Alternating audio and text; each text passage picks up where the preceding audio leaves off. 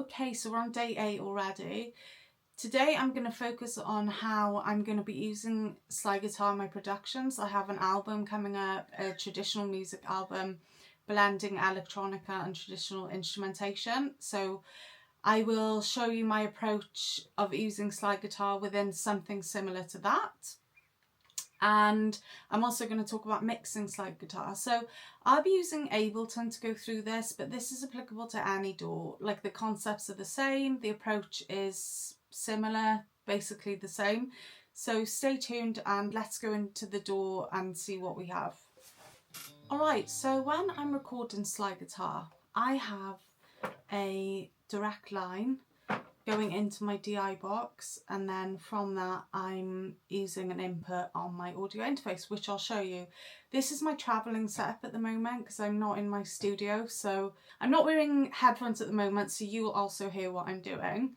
And I'm just going to do a basic riff just to demonstrate.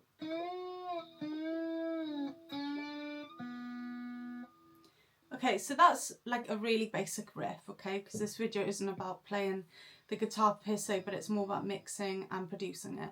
So now I have, when I'm tracking like that, I like to put an effect on.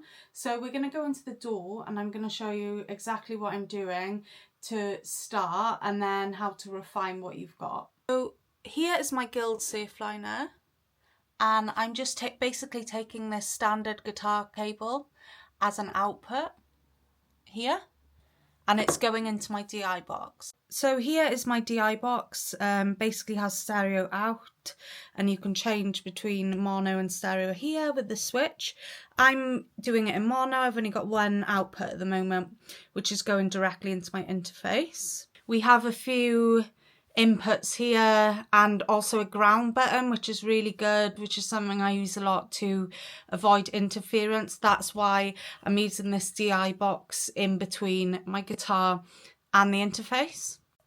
So this red cable is the cable that's going out from my guitar, and it's going into this interface, and then the output of this interface, the mono output, is going into an input, mic input on my interface, my Steinberg.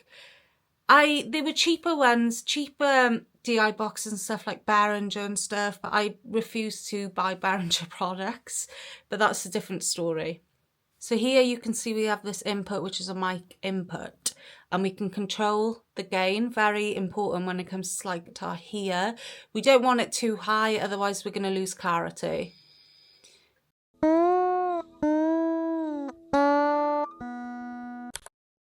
Pretty dull, to be honest. So let me put this basic guitar rig on there. This was a free plugin. I'm not sure if it still is, but I like to choose something from the blues genre for this kind of slide guitar stuff. So something like Basic Fire Seeker.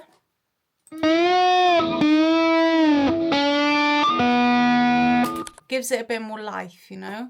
So I'm also going to put a gate on to get rid of some of that unwanted noise. So the higher the threshold, the more likely it is your signal won't come through because it'll be below the threshold. So anything below this threshold here is going to be lost, basically. So we want to like kind of get rid of as much hum or background noise as we can. I'm just using stock plugins as much as I can here because it's more about the idea and the principle of it.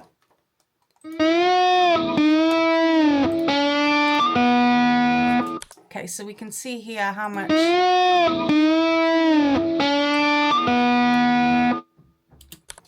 stuff it's targeting here. So that's kind of my first approach of what I would do. And then we can also see that there's quite a lot of difference in volume here. So then maybe now we want to think about using a compressor to get that clarity out a little bit. So I'm just going to use the 1176 here, emulation. So generally I would put the gate on before any further processing because it helps deal with that hum that's going on. So I'm just going to use a preset. So electric or lead guitar. So after compressing and adding a gate and doing my basic processing, I'm then going to add a EQ. You can see that there's a lot of frequencies here popping out. I might want to get rid of a little bit of that low end.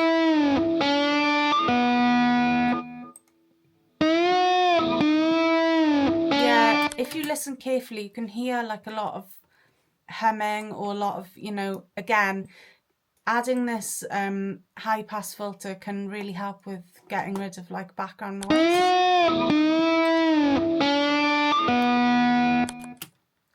So we have a lot of movement here as well, a lot of resonance, so it depends what kind of sound you're going for really.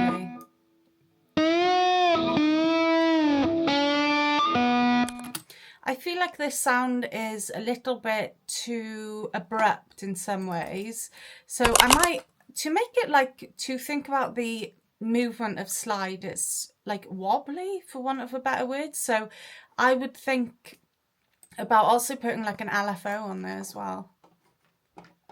So something really subtle, and then potentially, so I think subtlety is really important here, so maybe we want to map the LFO to like the frequency, for example, but we don't want it to be too extreme, so we just want a little bit of movement. So here we can set this value to something small like 6, for example. So let's see how that sounds.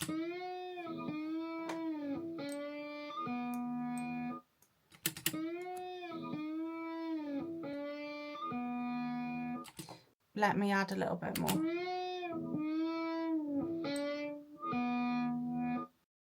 It's better. I think it just gives more movement to the sound, which fits really well with slide guitar, actually.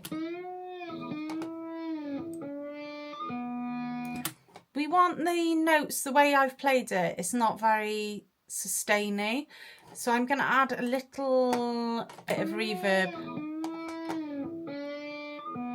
just to add a bit of like atmosphere. So just like a basic hybrid reverb. Ideally you would be adding this on a return track, but for now, for this purpose, I'm just going to play with it here on the insert.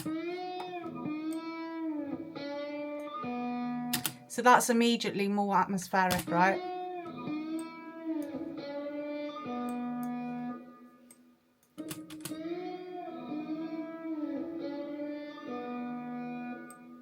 I love shimmer reverb, but for the purposes of this, I'm not gonna add it because I want to keep it like as basic as possible, and my shimmer reverb plugin is like costing me money and stuff, so I'd like to use stock plugins now for this tutorial. So the last thing that I would probably, for that movement, the last thing I would probably do is add just a little bit of echo.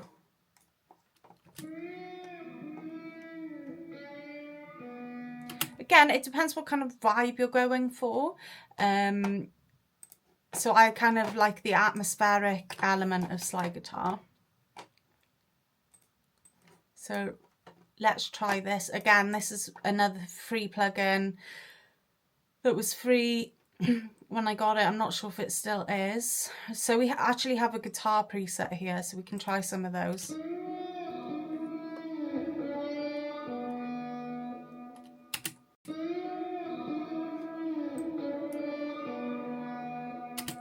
It's really cool. It instantly adds a lot more. Let's group all the effects and do a before and after. Before. This is an after.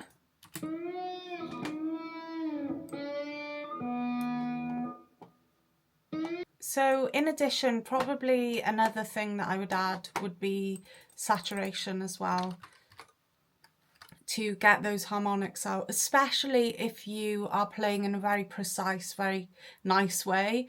If you're a bit more not as good like me, and actually the last thing you want is those harmonics to come out even further, so I would stay away from saturation, but let's see what it does.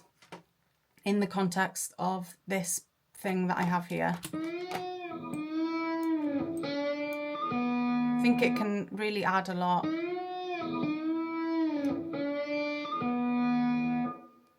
Yeah, it does sort of bring out the jingly jangly aspect, but that can be quite cool. Let me do a before and after. So before saturation, after saturation.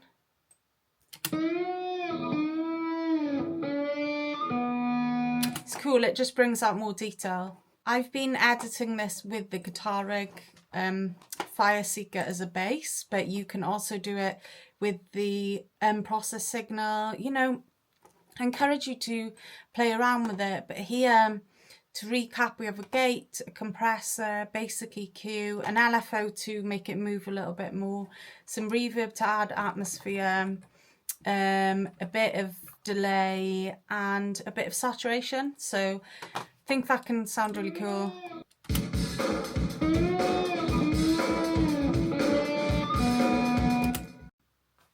So I hope you enjoyed that video talking about my mixing process when it comes to slide guitar. I try to use stock plugins where possible, with the 1 or 2 exceptions. However, these principles can be translated to different tools. It's more about the principle and the application of it, so, and the concept. So if you like this video, like, subscribe, and leave any comments below, and see you tomorrow for day 9 of my slide guitar journey.